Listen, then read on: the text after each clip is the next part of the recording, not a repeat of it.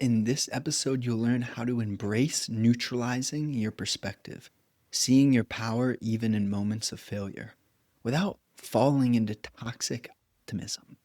Welcome to Energy Alignment for Entrepreneurs, the podcast helping entrepreneurs be free from anxiety, stress, and tension through balancing emotions and consciousness expansion.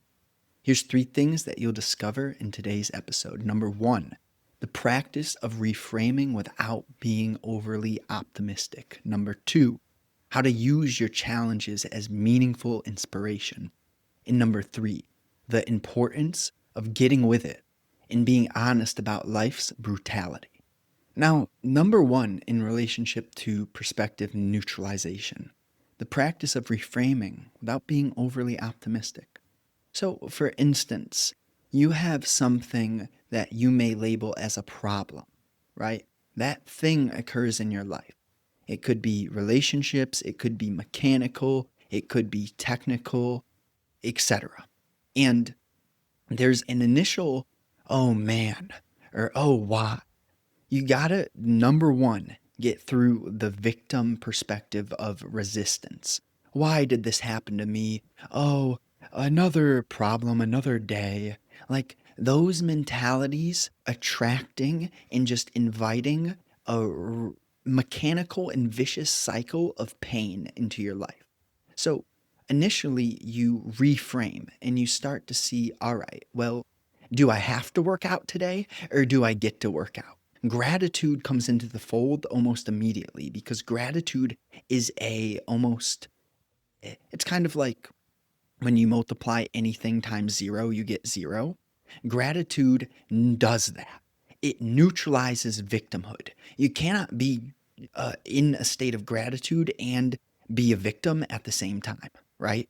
So fundamentally, you need to have courage to even invite gratitude into your life. You need to have the courage to say, you know what? All right, maybe this happened to me. Maybe I was born into this family. Maybe I was born into this place with this amount of limited opportunities. Well, I'm going to find the best opportunity I can for me no matter what. I'm going to show up with a smile on my face, a genuine smile, and I'm not going to take other people's energy personally. Because I realize, like, hey, life isn't meant to be rainbows and fairy tales. I'm not sure if you've seen that movie Wall-E, but there's like a scene in that movie where everyone's in wheelchairs and AI is doing everything for them and the humans are all fat and lethargic. You know? It's like that cannot happen and that will not happen because you need to have that accountability over your perspective, right? So the practice of reframing without being overly optimistic, you notice that I haven't brought any, oh yeah, life's perfect. And my last episode was on the quote of you are exactly where you're meant to be.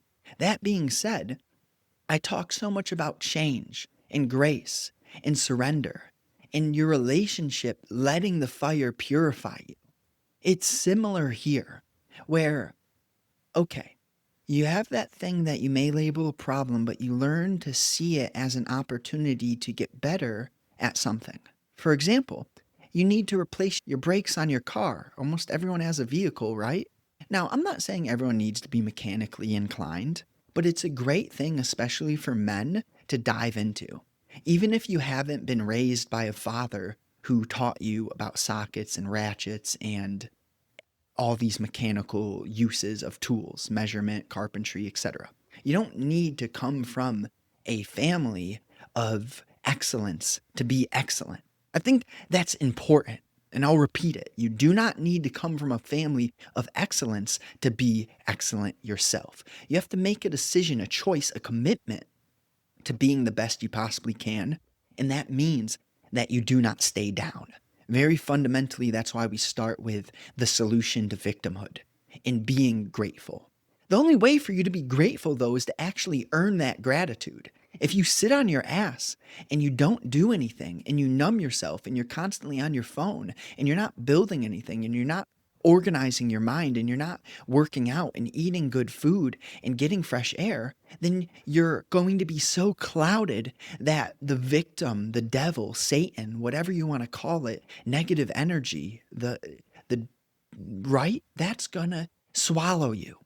And all that being said, sometimes you have to be at the bottom of the ocean in the whale's belly like Pinocchio to realize, hey, I'm not gonna stay here. I'm not meant to die in this whale's belly. I'm gonna do something. I'm gonna start a fire and make that motherfucker sneeze. Sorry for the practical. I'm not sure how many of you have watched Pinocchio, but I like that movie. All right. So let's go into number 2, how to use your challenges as meaningful inspiration. And that is to see, all right, I'm going to first take a step back, right? I'm looking and I'm observing and I'm considering the bigger picture. This is why balance in your life is so important. And a lot of overly ambitious people will say the complete opposite. And the thing is, you need to have a insane amount of balance in your life. You need to commit to listening to your spirit. And if that means working 50-hour weeks for a portion of your life, 60-hour weeks, that's what that means. But you're not doing it without intention. You're doing it with intelligence. You're committing, you're pushing yourself to the brink with the holistic vision in heart and in spirit and in mind, right? So that's important. That's like the foundation because you're going to have these moments, these periods in your life where you're in the tunnel and you don't see the light. You, it's going to feel heavy. Your back, your spine is going to feel like, oh, I don't know how much more I can carry this weight. But guess what? You keep going. You do your best and you do not give up. And you remind yourself of why. You don't forget why you started. That's one of the things that's been hard for me on this journey of entrepreneurship is I've been working at this for almost a decade. And sometimes you can get so into the specific thing that you're working on that you forget what got you started. And that's something where I want to say, have some form of a practice that you do not stop. For me, I stopped meditating because I wanted to see what I was like without this practice that I committed to for 500 days straight. And it was a weird period, but it was also a insightful period where I let go of meditation. And I've been doing it again recently, and it's helpful. But at the same time, sometimes that's how life works. Jordan Peterson talks about how sometimes you're going to walk into the forest, you're going to stretch your comfort zone to the point where you're so uncomfortable. And then you'll come back a little bit, but your comfort zone has now expanded. And now your relationship to the dark, to the unknown, to the uncertainty is not so shaky, right? For a very practical example, he's a clinical psychologist, Mr. Peterson, and he had a client who was terrified of elevators. And what he did to heal that wound, that unnecessary fear of elevators, was first, day one, he just had her look at the elevator. All right, that's enough. That's enough for the balance. Day two, then you take a couple steps forward and you look at the elevator. Do you notice how in day one, he's not saying, all right, in hour one, we're going to do this. In hour two, we're going to do this. In hour three, we're going to do this. Because that's like too forceful. Her spirit wasn't ready for that. So he did it one day at a time. Let's stretch out 2 weeks later. Now she's able to like be in the elevator. She could go up and down a floor. She could close the door in the elevator. She didn't go anywhere. She opened the door. She could be in the elevator, right? You get my point. It is a progressive balance. And the tough part about the word balance is that it's a word. And very frequently, if you and I were to have a conversation in depth, a lot of what we would be doing is making sure that we define words at the same level. Because let's say we start a conversation from a specific topic or concept, but our definition of the words involved in that topic or concept are not in alignment. We're not defining those words within a similar frequency or essence. Then everything else sprouting from that conversation would be diluted.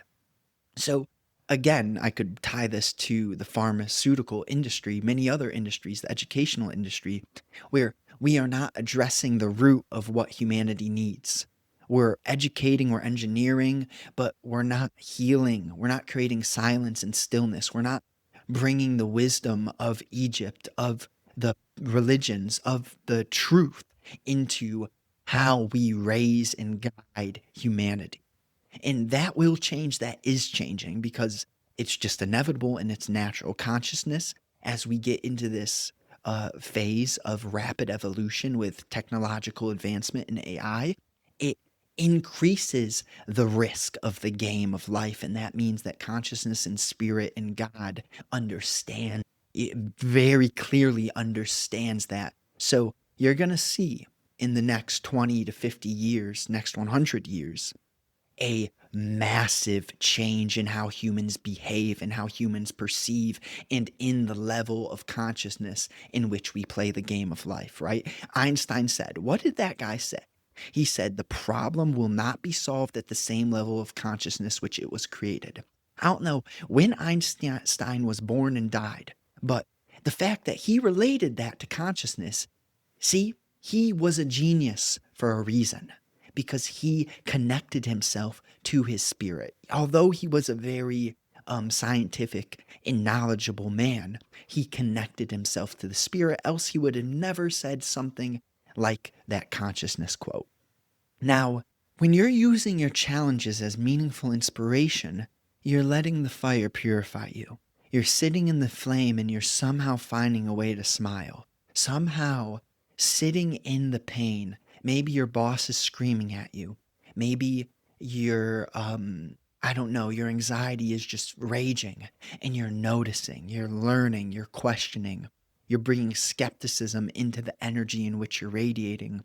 And you're learning how to uproot and unravel how you created that state of being. See, consciousness changing and expanding is so much more in relationship to subtraction than addition. It's not that you need more objects, more this, more habits. You need to subtract what's making you weak. And that's how you get honest. So you need stillness, you need silence, you need to prioritize being alone sometimes. Solitude is extraordinarily valuable. Now, point number 3, the importance of getting with it and being honest about life's brutality. I love to use nature as a primal example, and that is, right, the lion in Giselle, the nature of a grizzly bear. Look at the orca whales. There are predators and prey, and life works in that way. And the meaning behind a human feeling like a prey is to get rid of all which keeps that human weak, right? A funny thing about animal nature, you take an elephant. I've watched this video multiple times. You have a charging elephant in the Amazon or in the jungle, wherever. And that elephant, he's charging at one of the guides. And you know, the guide understands the elephant's nature because he's invested enough presence being around these animals. He's clearly doing what he's meant to be doing because he has the confidence to stand up to an animal which is thousands of pounds heavier than him, that can generate force much grander than he could. But he understands the nature of this elephant, and as it's charging at him, he does not back away. He actually walks toward it. He stands his ground. And that elephant actually leaves. Instead of charging him and the people that he was guiding through the nature, that elephant understood and almost respected that this man had the connection, had the strength, the power, the faith to stand up to such an animal. You see, that is a primal example of the importance of getting with the nature of life. If you're being chased by a predator, what that predator more often than not is going to respect you for is not running. Even though that animal may be able to rip you apart, you're going to have these moments where you face your fear. You look darkness in its eyes and you understand what needs to be done in this moment. And another way of saying it could be on January 12th of 2025, my dog passed away in my arms. And she stopped. She wasn't able to walk in the forest. So At first, I picked her up and I didn't have the right form. I was struggling. I was carrying her in front of my chest and I kept having to stop. I felt disappointed in myself. I felt worry, panic. Is she, all these thoughts. And then I met a guy and he said something to me. He didn't help anything crazy, but he helped in this way. He gave me a new idea. And then I started carrying her on my shoulders. And I followed him and his girlfriend or his wife. I stayed with their pace, even though they weren't carrying a 90-pound dog on their shoulders, because I almost felt that gratitude for him. And it was like he gave me a new perspective. All right, put her on the shoulders. And that's brutal, right? I love my dog, and she's not on this planet anymore. And the amount of moments, joy, love that I've had with her. It's like, man, life is brutal. It's hard, but it's also beautiful. That relationship, it showed me so much. And this is where you don't back down. You let the compassion, you let the emotion, the energy change your heart and show you, oh man, this is what life's about. This is what matters the most to me. These are the things that I really get the juice from. And you're going to have these moments where people whom you love, they die. They're not here anymore. But you carry them with you, not in a painful sense, but in a, oh yeah, every moment that I ever invested into that relationship, it was worth it, right? And that's the way that you don't have regret. And that's the way that you live and lead an amazing life. Is you just care. And you're there and you're present and you're honest. So, recap. The practice of reframing without being overly optimistic. It's not about being overly positive, but rather neutralizing your perspective. This practice, it allows you to appreciate that a tough day was necessary. Number 2, how to use your challenges as meaningful inspiration. You must commit to seeing your power even in failure, realizing that failure isn't a necessity to win. Let your challenges and struggles serve as meaningful inspiration to be strong, not for your own desires, but for others who are not here. The importance of getting with it and being honest about life's brutality. You must get with it and be honest about the brutality and the beauty within life. Life is intricate and complex, and your commitment is to discern and be free of judgment regarding these opposing, because they really create a unison. Now, ultimately, you're exactly where you're meant to be. When you stop fighting the circumstance, you can move with truth and alignment, which changes the energy you emanate to the world. All right. Thank you. Thank you for listening. Share this with someone. Please do that. Share it with someone. New episodes out Monday, Thursday, 10 a.m. Eastern Time. And if you want to get into amazing shape, I got your back. Just check that out down below. If you want to read these in written form, that's free. That's down below. Speak soon.